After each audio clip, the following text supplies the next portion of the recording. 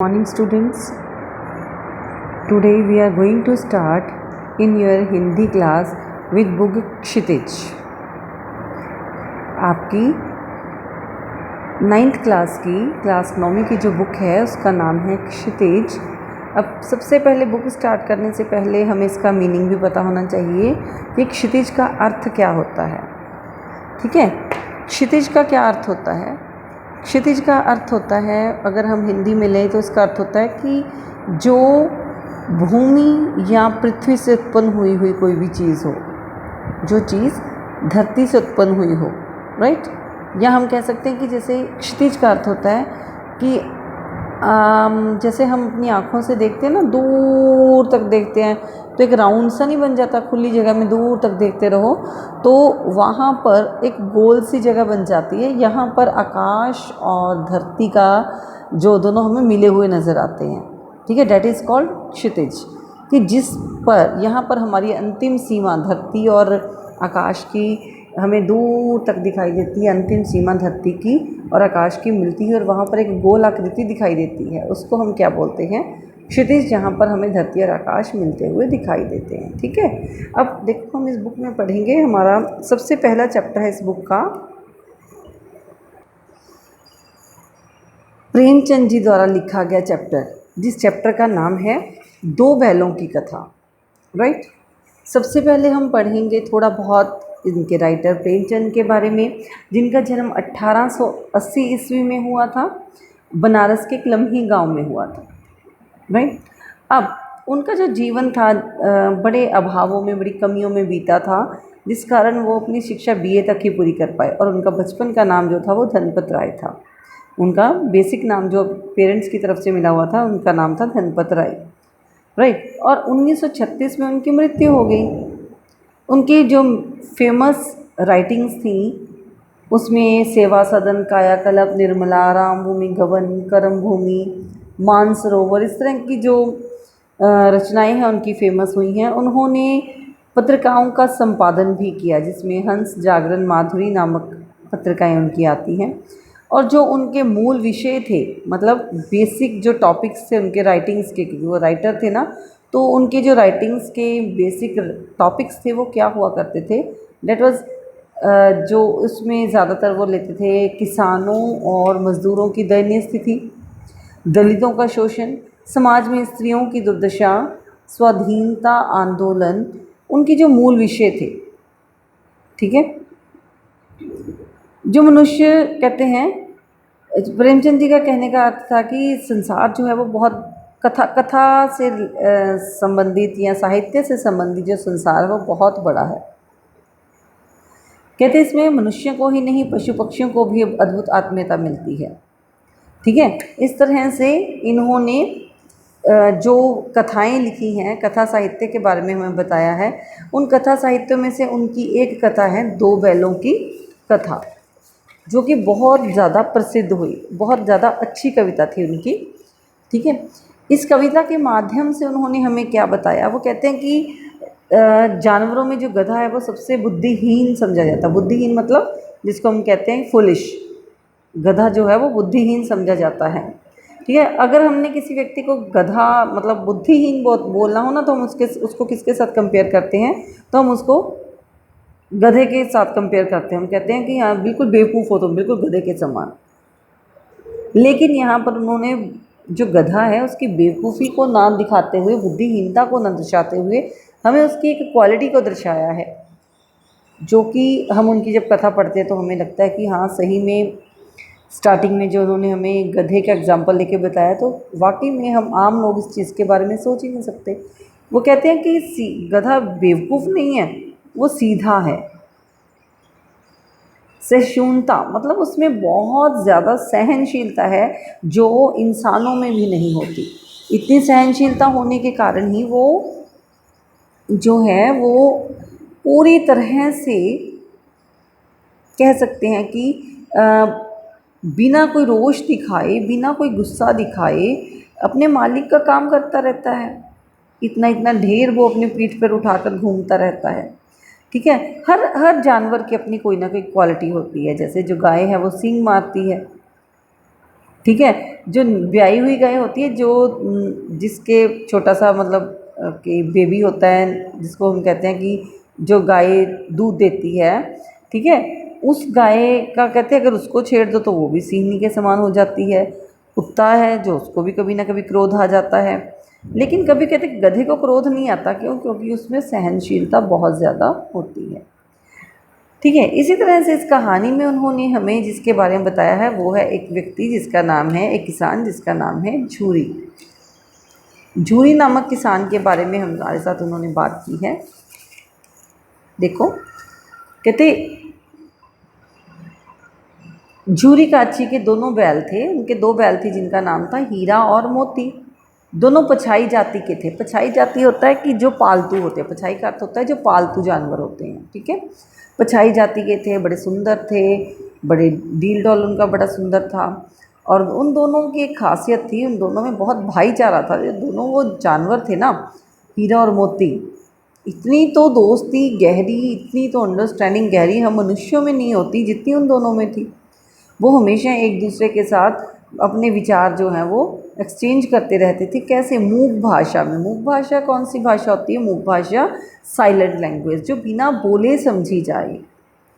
ठीक है, तो वो अपनी इस भाषा को चुपचाप, दोनों में इतनी अंडरस्टैंडिंग थी कि बिना कुछ कहे एक दूसरे के मन की वो बात समझ लेते थे। उनमें कोई गुप्त शक्ति थी जो शायद मनुष्य शक्ति से जो है वंचित है, लेकिन उन जानवरों में वो शक्ति थी कि वो एक दूसरे को चाट कर, सूंघ कर अपना प्रेम जताते थे। दोनों कभी कभी अपने सींग मिला लिया करते थे। और यहाँ तक कि उनमें ऐसा था कि जब वो उनकी नांद में खाली भूसा डाला जाता था। नांद क्या होती है? एक ऐसी जगह जिसमें बैलों को खाने के लिए, जो जानवरों को खाने के लिए उनका चारा डाला जाता है। ठीक है, वो नाद, तो उसमें जब मुंह डालते थे दोनों ही इकट्ठे मुंह डालते। जब एक खाना छोड़ देता तो दूसरा हट जाता, और जब एक बैठ जाता तो दूसरा बैठ जाता। इस तरह से दोनों में इतना ज़्यादा अंडरस्टैंडिंग, इतनी ज़्यादा उन दोनों में प्रेम था कि वो दोनों एक दूसरे के साथ ही चलते थे। एक बार क्या हुआ कि झूरी जो था, उसका साला उसके बैलों को लेने के लिए आ गया। उसका नाम था गया। ठीक है, झूरी का साला था गया, जो कि उसके बैलों को अपने घर ले जाने के लिए एक दिन आ गया। अब झूरी ने अपने साले को जवाब नहीं दे सकता था, तो उसने क्या किया, उसने अपने बैलों को झूरी को दे दिया। ठीक है, अब झूरी जो था वो उनको दोनों बैलों को अपने साथ ले गया। लेकिन जो हीरा था वो बड़े ठंडे स्वभाव का, और जो मोती था बड़े गुस्सैल स्वभाव का था। अब रास्ते में जाते जाते उन दोनों ने क्या सोचा, उनको लगा कि शायद उनके मालिक ने उन्हें बेच दिया है। ठीक है, और वो दिमाग में सोचते जा रहे हैं कि हमने तो अपने मालिक को कभी तंग नहीं किया, हमने तो हमेशा उनकी बात मानी, तो फिर उन्होंने ऐसा क्या, हमसे ऐसी क्या गलती होगी जो उन्होंने हमें बेच दिया। ठीक है, अब ऐसा सोचते सोचते वो शाम तक जो है वो अपने नए स्थान पर पहुंच गए। दिन भर के वो भूखे थे। ठीक है, जब उनको नाद पर लाया गया तो उसमें डाले हुए चारे को दोनों में से किसी ने भी मुंह नहीं लगाया, क्योंकि उनका मन जो था वो बहुत भरा हुआ था, वो बहुत अपसेट थे। ठीक है, तो दोनों अपने उस नए घर, नए गांव, नए आदमियों को देखकर उनको बेगाना सा लग रहा था, तो उनका मन वहाँ पर नहीं लग रहा था। तो दोनों ने अब अपनी मूक भाषा में क्या सलाह की, मैंने आपको पहले बताया कि वो मूक भाषा में बात करते थे ना, समझते थे एक दूसरे की। तो मूक भाषा में उन्होंने क्या देखा, भाषा में बात की। जब देखा कि हाँ, जब सारा गांव सोता पड़ गया, सोता पड़ गया मतलब जब सो गया। ठीक है, जब वो सारा गांव सो गया तो दोनों ने जोर लगाकर अपने पगहे तोड़ा डाले। पगहे होता है जब मोटी रस्सी जो बांधी जाती है, तो उन्होंने अपने पगहे तोड़ा डाले। दोनों की जो रस्सी है उन्होंने तोड़ा ली, और वहाँ से ऐसा भागे दूनी शक्ति लगाकर कि वो झूरी के घर पहुँच गए। अब जब झूरी सुबह उठा तो उसने क्या देखा कि उसके दोनों बैल चरनी पर खड़े हैं, दोनों अपना अपना चारा खा रहे हैं। तो झूरी तो जा, वो अपने गाँव बैलों को देखकर बहुत प्रसन्न हुआ, उसे बहुत खुशी हुई। अब इतना खुश उनको देखकर वो बहुत ज़्यादा खुश हुआ, और उनकी खुशी को का कोई ठिकाना ही ना रहा। ठीक है, उसने अपने दोनों बैलों को प्रेम किया, उनको चुंबन किया, उनको सहलाया प्रेम से, आले इर्द गिर्द के लोग जो थे वो भी देखकर उनको बड़ा खुश हुए। उनको लोग कहने लगे कि ऐसे बैल आज तक कभी नहीं देखे, ये बैल नहीं, वास्तव में इनके अंदर मानवता है, मनुष्य के समान प्रेम करते हैं। लेकिन जो झूरी की पत्नी थी उससे ये बर्दाश्त नहीं हुआ, उसको बड़ा गुस्सा आया। अब उसने घर में सबको बोल दिया कि कोई इनको खाने के लिए चारा नहीं देगा, कोई इनको पानी नहीं पिलाएगा, ठीक है। क्यों? क्योंकि वो उसके भाई के घर से भाग गए थे। लेकिन गांव वालों ने उनको, किसी ने चारा दिया, किसी ने गुड़ दिया, किसी ने उनको चारा डाला, पानी पिलाया, तो लोग बड़े खुश हुए उनको देखकर, ठीक है।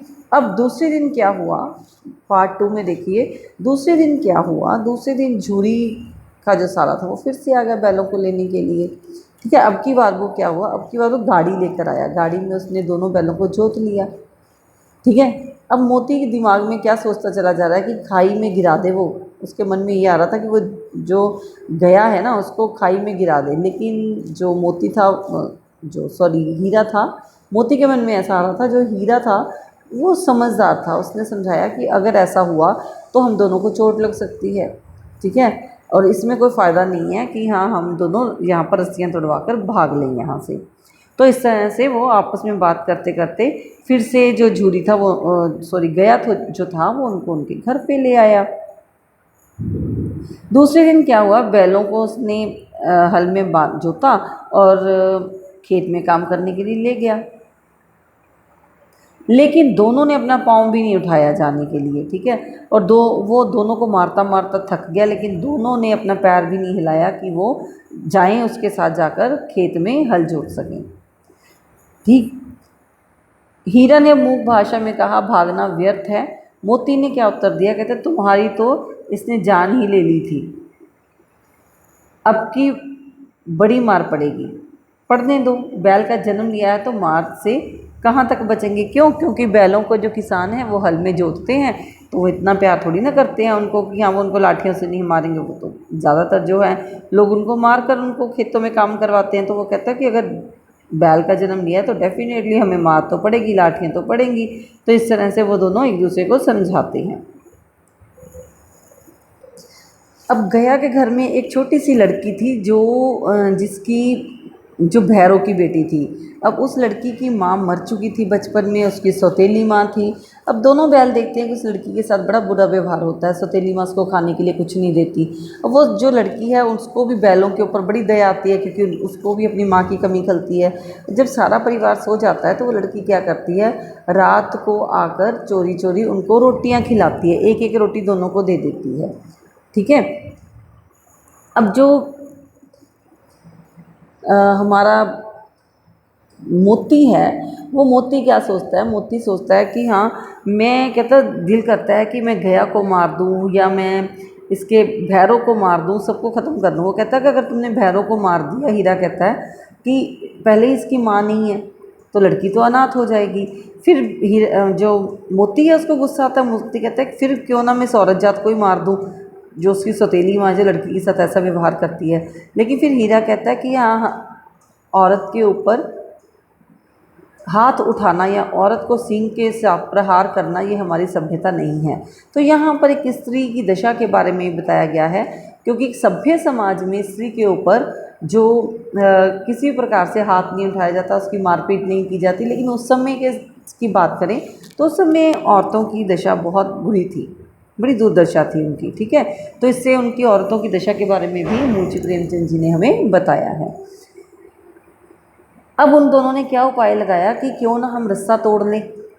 तो रात को दोनों अपना अपना रस्सा चबाने लग जाते हैं। अब लड़की जब उनके लिए, छोटी सी लड़की, वो उनके लिए रोटी लेके आती है तो वो क्या देखती है कि वो दोनों तो रस्सा चबा रहे हैं। उसको पता चल जाता है कि यहाँ से भागेंगे। लड़की क्या करती है, उन दोनों का रस्सा खोल देती है और उनको बोलती है कि तुम चुपके से यहाँ से भाग जाओ, नहीं तो ये लोग तुम्हें मार डालेंगे। अब वो दोनों चुपके से वहाँ से भाग लेते हैं, ठीक है। अब भागते भागते एक के बाद एक समस्याओं का सामना उनको करना पड़ता है। भागते भागते वो क्या होता है कि वो पहुंच जाते हैं एक खेत में, ठीक है। अब वहाँ पर वो मटर का खेत है, वहाँ पर आकर वो अपने लिए बड़ी मतलब स्वतंत्रता फील करते हैं, आज़ादी महसूस करते हैं वहाँ पर। अब क्या होता है कि जब वो एक खेत में पहुंचते हैं, वो खेत किस चीज़ का है, मटर का खेत है।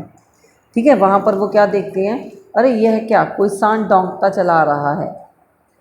हाँ सांड ही है, वो दोनों इस तरह से बात करते हैं। कहते हैं लेकिन सांड तो पूरा हाथी जैसा है, उससे भिड़ने के लिए तो हमें जान होनी चाहिए।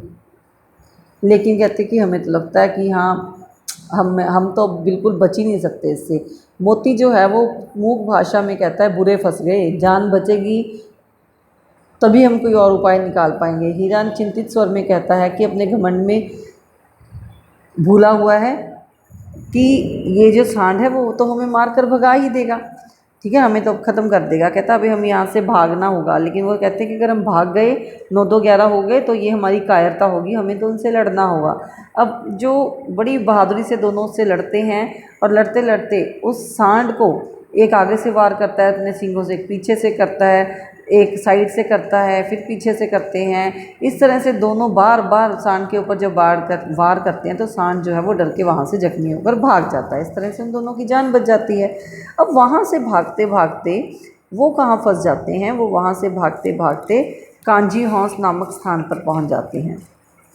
ठीक है, कांजी हौस नामक एक स्थान है, वहाँ पर वो पहुँच जाते हैं, जिसके बारे में हम पढ़ेंगे अपनी नेक्स्ट वीडियो में। ओके।